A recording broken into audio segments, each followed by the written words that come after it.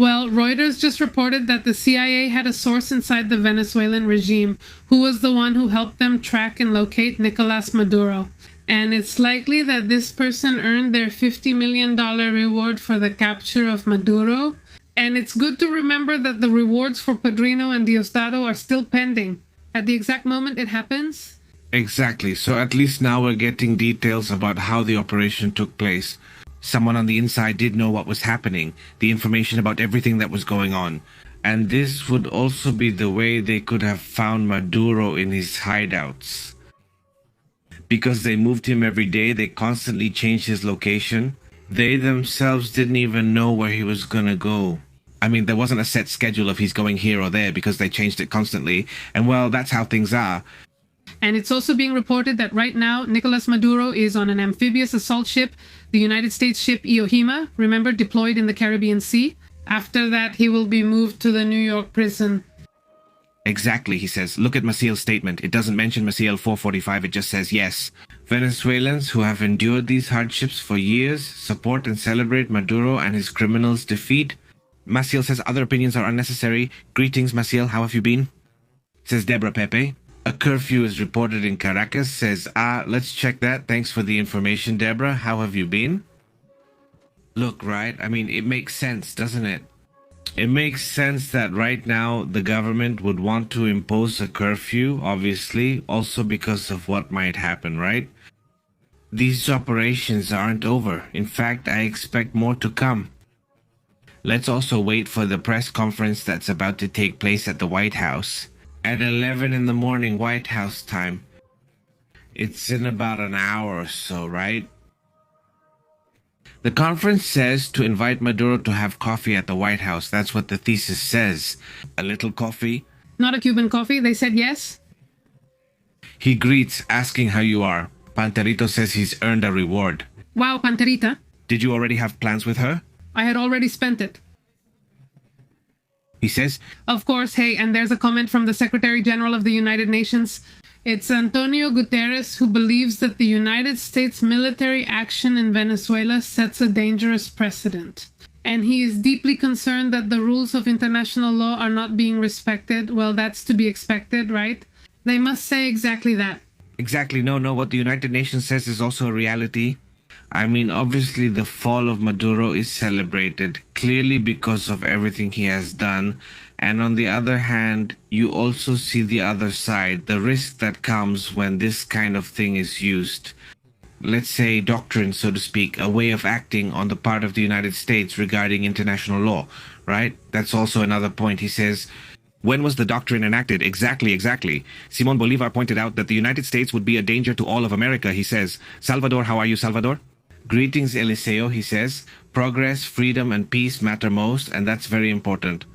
Hopefully, well, the future of Venezuela will be more towards peace, towards democracy.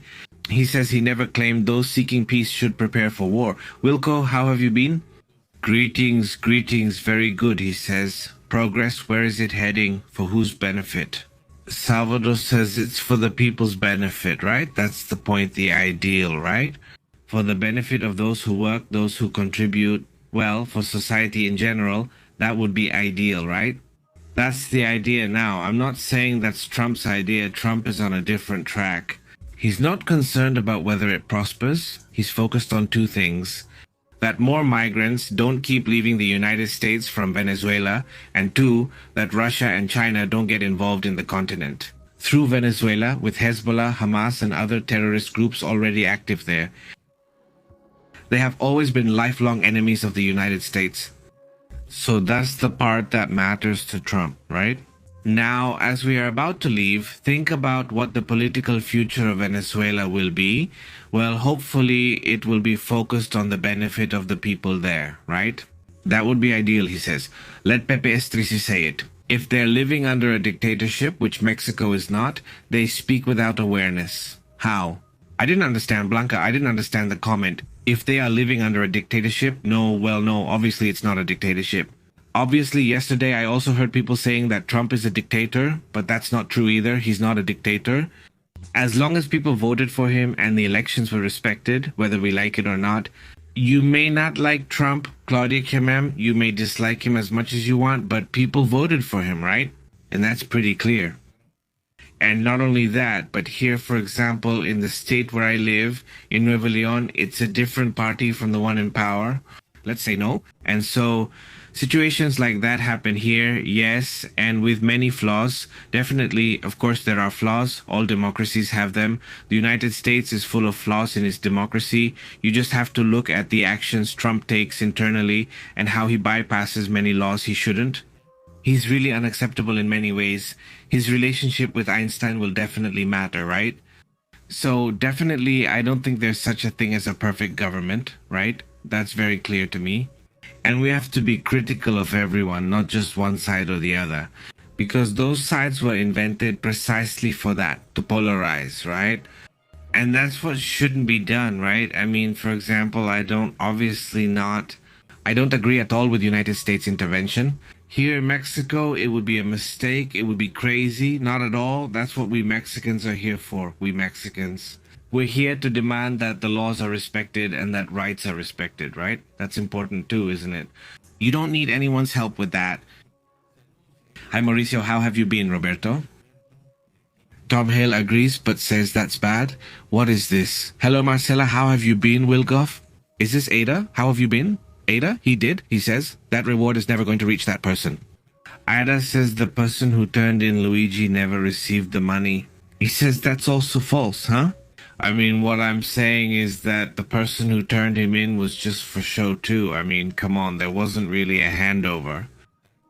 I mean, they're manipulating that case a lot, you know, trying to make it look like he's the guilty one. Each time, more details emerge showing things are different from what was first said. For example, everything the police recorded about Luigi's case, including camera footage, was deleted. There's no recording left. So, coincidentally, when they handed over Luigi, he was carrying all the evidence in a backpack, and he says, I mean, doesn't he recognize that backpack, that it's his? And he says, what logic is there that if they're chasing him, he would be carrying the evidence with him? Him? Just casually walking in a McDonald's, right? I mean, basically, they wanted to build a case against this person, and well, look, maybe he could end up free. I mean, the case is being handled very poorly. And well, it seems like things are going to take a really drastic turn. But anyway, it's a case we'll talk about later because, you know, thanks to Dazo for reminding us. We haven't talked about it, but we've been following it closely. The case about how this whole trial is going, which just recently started. Yes, recently. Well, the president of the United States is currently giving an interview to Fox. And he mentioned that his government is thinking about what to do regarding the governance of Venezuela. After the capture of Nicolas Maduro, he says, well, we are making this decision now. We can't risk letting someone else take over and simply be in charge of what he left behind. Are they talking about him? Yes, right? So we are making this decision now. We get involved. We love them, and we will get very involved in this, and we want to bring freedom to the people. Troma claims that Venezuelans are very happy with Maduro's capture because they love the United States and because the country under Maduro's rule is a dictatorship. He said that Maduro was trying to negotiate. He said, you know, in the end, he was trying to negotiate, but I already told him, no, we can't do it. What he did with the drugs is wrong. Greetings, thank you, says Maduro. Did it happen on the same day? No, it didn't happen on the same day. I'm checking it. Noriega. Noriega was also in December. He fell in December? Well, it was in December. Let's see, it says. In the early morning of December 20th, the United States invaded Panama with the objective. It was on December 20th, you see. I mean, it was, well, close months, but no, it wasn't the same day. Apparently, according to what I'm seeing here, no. What is true is that it was almost the same day as when they carried out the attack. This one, Aleman. To his Aleman, and do you remember the attack on his Aleman? And what happened? The day it was, January 2nd. January 2nd? It was exactly January 2nd, 2020, and today is January 3, right? 2 attacks, both targeted by section. Well, it's an attack that, by the way, brought a lot of controversy with Iran, right? A clash he had there with the Iranians, and at the time they promised they were going to do all sorts of things, but in the end they never did anything at all, right? He also says how in Mexico they pay so they can move their drugs, and they claim that this way they don't kill the population. I don't get it, Celestial. How does he claim in Mexico they paid to move drugs and say that's why they didn't kill? I didn't understand how it was, Celestial. No, your comment isn't clear. How have you been? Very good, says Trump. He expelled Venezuelans from the United States. Does that mean he's concerned about them? No, that's not what I'm saying. I mean, he's focused on other things. He's not worried. Or if he is, it's only about his internal policies. But obviously, the idea that he's going around thinking about Venezuelans, that's just not true. I mean, at most, he's thinking about... Well, the problem that Maduro has caused him regarding migration, mainly, obviously, and Maduro also talked about how the relationship with Trump had to do with oil. Well, yes, it also has to do with oil. Yes, Trump already said it himself. Didn't he say that he wanted them to give back what had been taken from them when... Exactly, what do they call them with... The oil expropriation that Chavez did? I mean, of course, no, he accepted it a long time ago, no. Exactly, it's not good. Yes, he accepted the interest there is in that topic. Of course, and well, right now it's being reported that a small group of people has come out in Caracas to condemn the United States attack. And only a few dozen people have responded so far to the call from Chavismo, because they asked the Venezuelan people to take to the streets to condemn the United States attack. And basically, people are just shopping and staying at home. But well, this small group, honestly, for example, if I find the video because I just came across it, they went out to ask for Maduro to be returned, but it's a very small and personal group. Honestly, Salvador, it's not true that criticizing Trump in the United States sends you to jail. It's full of all kinds of videos saying no, no more, criticizing, insulting him, calling him stupid, calling him an idiot, and even worse things. Social media is full of it, the topic, and even the media themselves also criticize him. All day and night, and in the afternoon and every hour. No, obviously not. That's not the case. Cheers, Salvador Este. But it's not like that. Yes, obviously he's an unacceptable character. I insist, like I said, in many ways.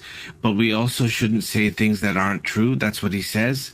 Greetings, Edgar. How have you been? Very good. Will they meet in their palace of lies, he says. What does the lizard say?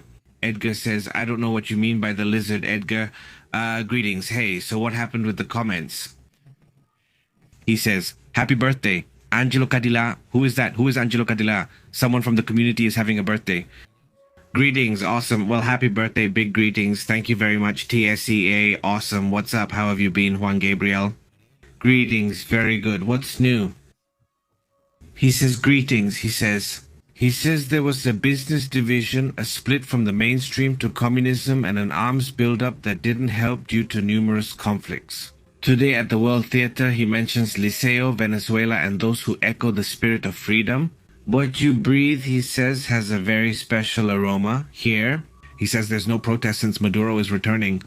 No, well, no, exactly, no, nobody is exactly, except maybe those close to him, that's all. He doesn't say. Something like that. Next is Daniel Ortega Negrava and Rosario Murillo, he says. How has Deber been? Greetings, very good. How have you been? What's up? What else is going on? Greetings. Here are more images of the groups we're talking about right now who have come out to demand that Maduro be returned to them. Also the lines? We're going to get to that, he says. Very good, says Chaka Virgo 3, he says. If they censored, they would have cancelled South Park for that parody, which was pretty harsh, you know, South Park. There have been a lot more parodies made about Trump all the time, especially on Saturday Night Live. Well, didn't he try to censor Jimmy Kimmel and couldn't do it? I mean, he tried to put pressure on the media, telling them that they were going to pressure them so they wouldn't allow him to be on air. I mean, he really does have, he has the attitude of an autocrat. I mean, if you give him the chance, yeah. Of course he would become a dictator. I mean, he does have that possibility. But the only difference is that there's a system, there are laws, you know. So, well, he tries to put pressure, but, well, just like that, they push back on him too. And obviously, it's also an issue that's coming up strongly over there in the United States. Let's review some images and highlight key points today.